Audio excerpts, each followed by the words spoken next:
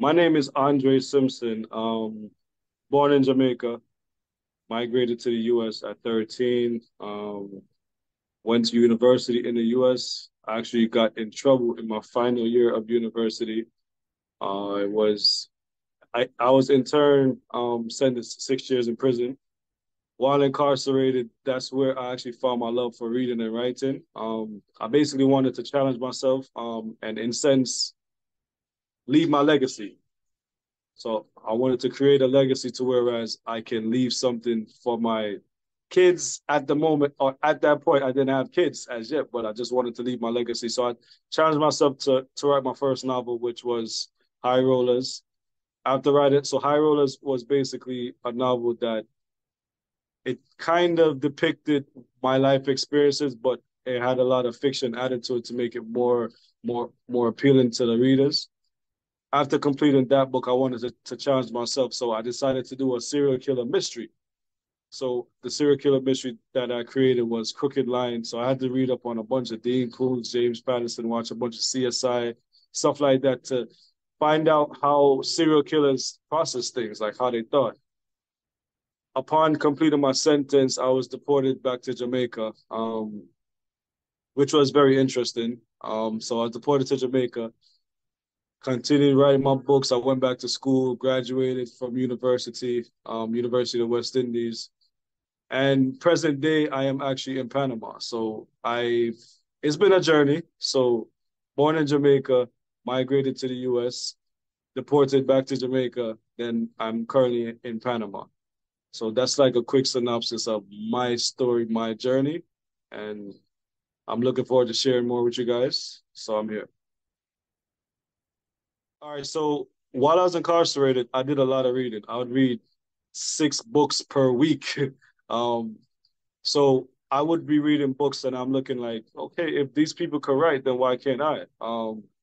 And when you're incarcerated, you're locked away from society. So it's like you're not experiencing nothing really but just what you're seeing, which is your surroundings, which is other prisoners, correctional officers, the nasty food, you name it. So reading for me was like a getaway. So that's why I would definitely read as much as I possibly could to get away from my reality. So me writing was me also getting away from my harsh reality of being incarcerated. So that's why it was it was a healing process for me also. It was therapeutic, being able to write and create. So I was creating stories while being incarcerated. So it was definitely therapeutic. It helped me along the journey because while I was reading, I was staying away from the nonsense. While I was writing, I was staying away from the nonsense. I would have other prisoners actually read my books along the way to give me feedback. And it would always be said that your hardest critics are those around you. So giving them lips and like pieces of my books along the way and getting that good feedback or that positive feedback was definitely a plus for me while I was incarcerated. So as I mentioned before, I found my love for reading while incarcerated, and that love for reading turned into my love and my passion for writing. So it was definitely a plus. So that was a plus for me because I found my love for reading, which in turn evolved into my love for writing while I was incarcerated. What motivates me to create? No. To be honest with you, so I create motivational quotes on a regular basis. And even I post them on my status, my TikTok. So there's people that actually look forward to me posting stuff. So whatever I post, it might not be for everybody, but whomever that needs to hear that message on that specific date and time, they'll hear the message or they'll see it and it'll resonate with them. So just knowing that I'm helping somebody along the way, that's a plus as it pertains to my motivational quotes. Um, for a little while, I did lose touch of my creative endeavors, my creative juices, but I'm gradually getting back to that place to whereas I see the importance of creating. At the end of the day, like it's a gift that I have, and if I waste that talent, that's me like spitting in God's face, right? So I just feel as if I have to continue to fulfill my purpose and just create until I can't create anymore. So, and being at peace definitely helps. For me, when I'm at peace, it's easy for me to create. I create seamlessly, like it just comes naturally. So I'm gradually trying to gain back that peace I once had so I can be able to create freely like I used to. So the importance for me to create right now is just to be able to inspire and just help motivate whomever I can. It might not be for everybody, like I said, but whoever that needs to hear the message that I'm trying to get across on that point in time, they'll appreciate it. So that's the importance of me creating at this moment. Advice I would give to those coming out of prison or on the verge of coming out of prison or even in prison. Your past is your past. Like your past is your past.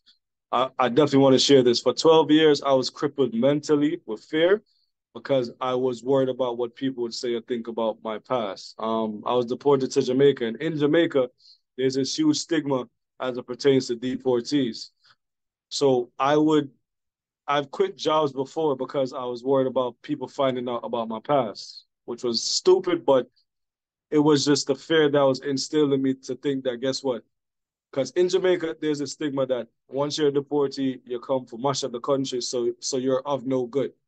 That was never my intention to be of no good. Whatever I did, that didn't define me. That wasn't me. Right? I made a mistake, and I was determined to prove that it was a mistake. But at the end of the day, you have to prove to yourself first before you can prove to anybody else. So you have to heal first before you could be of any use to anybody else. So I had to heal to eradicate that fear of people finding out about my past. So definitely focus on you, focus on empowering you, focus on overcoming your traumas, your fears. Fear will definitely cripple you. So at the most important thing is just eradicate that fear. Whatever fear it is, fear of judgment, fear of rejection, eradicate that fear and focus on you. Because at the end of the day, your past is your past, but your past is what got you to where you are currently. But don't dwell on the past, just focus on the future, focus on where you are and where you need to be. But definitely try to focus on eradicating that fear. Because if you focus on that fear, there's no way that you'll ever move forward. It took me 12 years. So that very same fear I had of people finding out about my past, I started sharing my story in front of hundreds of people. And you'll be surprised the impact that you will have on others once you get over that fear. Once I started sharing my story, I would have people in corporate Jamaica come up to me and like, yo, like your story is motivating. That shit inspired me because I was deported, right? So to see people in corporate Jamaica come to me who are also deported, but guess what? That fear of them hiding their past, like that was crippling for them. So to see me standing up in front of hundreds of people sharing my story, that was inspiring for them. And you'll be surprised who you might actually inspire with your story. But just what's most important is just to eradicate that fear. Just trust and believe that your past is your past. Your past is what got you here, and just focus on where you need to be in the future. All right, so that's a common question. How do I get started if I want to write? Just start, man. Like the thing with writing, if you're writing a book, you could start at the end of the book and then build your way up to the beginning. You could start in the middle of a book and this. So just start. The hardest part is starting. I've experienced writer's block countless times. Um, what's important? Find somebody that you could bounce your ideas off of. Right? Find somebody that's willing to listen, that you could bounce your ideas off of, and they could pour into you, and you could pour into them. That's very important. Not everybody will be that person for you to bounce your ideas off. So definitely find somebody who's willing to listen. And like I said, you have to be able to pour into them and them being able to pour into you also. For me, the best time for me to write is late at night when I could block out a bunch of stuff. Like there's not a lot of distractions. So I could just tune in, zone in, and just write. So my best time to write is late at night when everybody's or most persons are actually asleep or just busy doing whatever. Um, the most important thing, man, just find somebody. It could be more than one person's or people, but just find someone that you could bounce your ideas off of who can give you constructive criticism also, and be open to constructive criticism. And you'll be able to tell when it's constructive criticism or when they just want to bullshit you or tear you down. So find positive people in your corner. Try to tune into your vibration, man. Like your vibration will tell you if this person is for you or if they're not for you, if they'll give you constructive criticism or if they're just there to tear you down. So find good people, find positive people, and just write. The most important thing is just a start. Because once you start, you'll definitely want to finish. So the most important thing is just starting. So I always tell people just start. There's two types of writers. There's a plotter and there's a pantser. I'm a pantser. So being a pantser means that you could just start writing as ideas come. The plotter will strategically plot, okay, this first, then this, then this, then this. I'm a pantser, so I'll just write. I'll just write. I could start in the middle of the book. I'll just come up with an idea and just go. Whereas the plotter, they'll plot step one, step two, step three. No, I'll just write. So I'm a pantser, and it's just for you to figure out what type of writer you are and just feed the energy of the type of writer that you are and just write. So, like I said, the most important thing is just starting. At the end of the day, find someone who are people who you could bounce your ideas off of that will give you constructive criticism. Be open to constructive criticism. Also, you're not the first that's actually writing a book. So find that blueprint. If you read books, you'll figure out blueprints of how to write books, right? So I always tell people there's always a blueprint. So anything you want to do in life, there's always a blueprint. So just figure out how whomever did it before and try to try to put your input in it. So add your creativity to it, but there's always a blueprint. So don't be afraid to go out there and find that blueprint. And the most important thing is just to start. So that's my advice. What inspires me? Like I said, being at peace. Once I'm at peace, I see where I can flow, I can create. Even my motivational quotes, like whenever I write a motivational quote, it kind of stems from what I'm going through. So if I'm going through something negative, I try and put a positive twist to it or a positive spin to it to kind of get it out there to the mass or to whomever that's going to see it. So for me, being in tune, like I said, your vibration is very important. So being tuning into your spirituality is very important. Um, if you're around negative people or someone who your vibration doesn't mesh well with, remove yourself. It doesn't mean that that person is bad. It just means that that person is bad for you. So, like I said, if you're around people that your vibration doesn't mesh well with, remove yourself. Try to stay tuned spiritually. I smoke every now and again. I, I'm not addicted to it, but I smoke every now and again. That for me helps me to mellow out. Um, being in nature, yes. Being one with nature. I just feel as if when you're one with nature, you're at the closest you can be to God. So for me, I love being in nature. Rivers, beaches, being at the park, taking walks, taking long drives, road trips. That helps for me to reset, recenter, and just restart. So being one with nature, being around positive people. I enjoy meaningful conversations. So if I could vibe with you and we could have a meaningful conversation, that's adding value to my creativity. Because that's me like topping up with my vibration, topping up spiritually. So stuff like that. Definitely being in tune spiritually, definitely being at peace. Like nothing beats being at peace. I just want to share this with you, kind of out of context, but I'll share it nonetheless. So I had a dream that I was on a porch. It was me, one of my sisters, and two random people. I couldn't see their faces, but I'm on the porch, and there's like burglar bars. So it appeared that we're in Jamaica. So there's burglar bars protecting us from the outside world or whatever. And I'm talking to them and I'm like, yo, protect your peace, protect your peace, protect your peace. Then sec seconds later, a car pulls up. In the front of the car, there's two people in the front of the car. I can't see their faces. The dude in the passenger seat, he reaches in the glove compartment for something. So meanwhile, I'm there. Protect your peace. Protect your peace. I see him reaching for whatever. I start running. So I run off into darkness, and then I wake up with that message: protect your peace. And that resonates to this day, man. Protect your peace, man. Your peace is very important. You'll be surprised of the things that will unlock for you once you found your peace. When I found my peace, which was the end of 2021 into 2022, so many things started to unlock for me. Like I said, I found my voice. It's kind of ironic that this is find your voice, but I found my voice when I found my peace, because that's when I started sharing my story freely, not worrying about the judgment that would come. Because at the end of the day, people will think and say whatever the fuck they want to think and say. Sorry for cursing, but it's just for us to realize that your voice is important, right? So if you're silenced, you're powerless. Your voice is very important. So find your voice.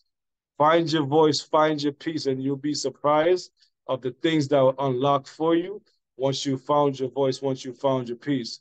Before COVID, I never did an Instagram live because I would always be worried about what if somebody joins the live and say something crazy. People will do that regardless, right? So during COVID, I started doing Authors Corner, where I started interviewing authors from Jamaica, Canada, the US, all over. That evolved into me doing Overcomers, which was a program where people would come share their life experiences and how they've overcome certain situations. And then I started looking like I'm here interviewing people who are sharing their stories, how they've overcome stuff, intimate stuff, whether they were raped, molested, whatever, you name it, they overcame these situations. And here I was hiding my story. So I viewed it like it wasn't fair that I was interviewing people, they're sharing their stories, how they've overcome their stories. And here I am hiding my story because I'm still crippled by fear. So I started to unlock, I started going on Clubhouse, I started sharing my story.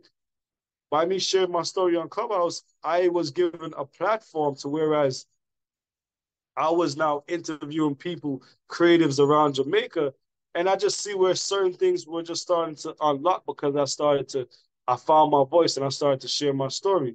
To whereas I was entering storytelling competitions, I did a show at the not Philip Sherlock, oh, this school in Jamaica in Kingston for creators. Edna Manley was Edna Manley, yes. So I did a show there in front of a couple hundred people, share my story. And I'm just saying that to say this, like, find your peace, find your voice. You'll be surprised at what God has in store for you once you unlock that silence and you start to share and and you just find your voice. So yeah, find your voice, find your peace, find your voice, and just brace yourself for what's coming, because you'll be surprised the doors that will be unlocked once you find your peace and you just start trusting and believing in you, trusting and believing in your purpose, trusting and believing in your process and your journey. Oh man, my journey as a writer, I've seen myself evolve so much as a writer. I can recall me being locked up saying I want to be able to write a script, but I just never challenged myself. So I challenged myself to be a writer, to write a book. I challenged myself to publish, to whereas I've assisted at least 20 people to publish their books, right? So I've helped people to actually live through their dream of becoming authors, right? I remember once I unlocked that fear and just eradicated that fear, I actually had the chance to write a script for a sitcom.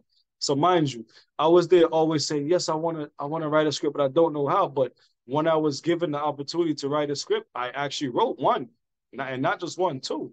So that's those two scripts. I'm still waiting for them to actually be recorded and for me to see my name in the credits as being a writer of a script for a sitcom. But I'm just saying that to say this, like, it's endless possibilities, man. Being a creative, once you're a creative, you have the gift to create. So you're limitless as it pertains to your creativity. For me, my next endeavor is for me to actually write my true story, like to write my life story. Um, so actually coming up on the 15th of this month, I'll be off from work for 2 weeks. So I'm challenging myself to just find an Airbnb somewhere close to the beach, close to nature, go and just zone in and just write.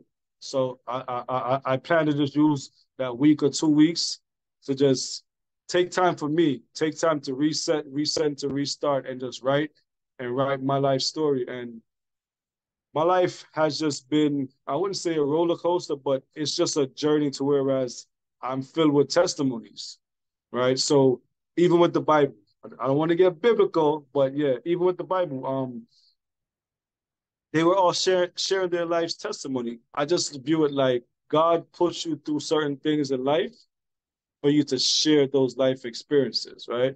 And share how you've overcome those life experiences. So that's what my life story will be about. My life experiences, how I've overcome. One thing anybody who knows me will always say, I'm always figuring out a way to make it work.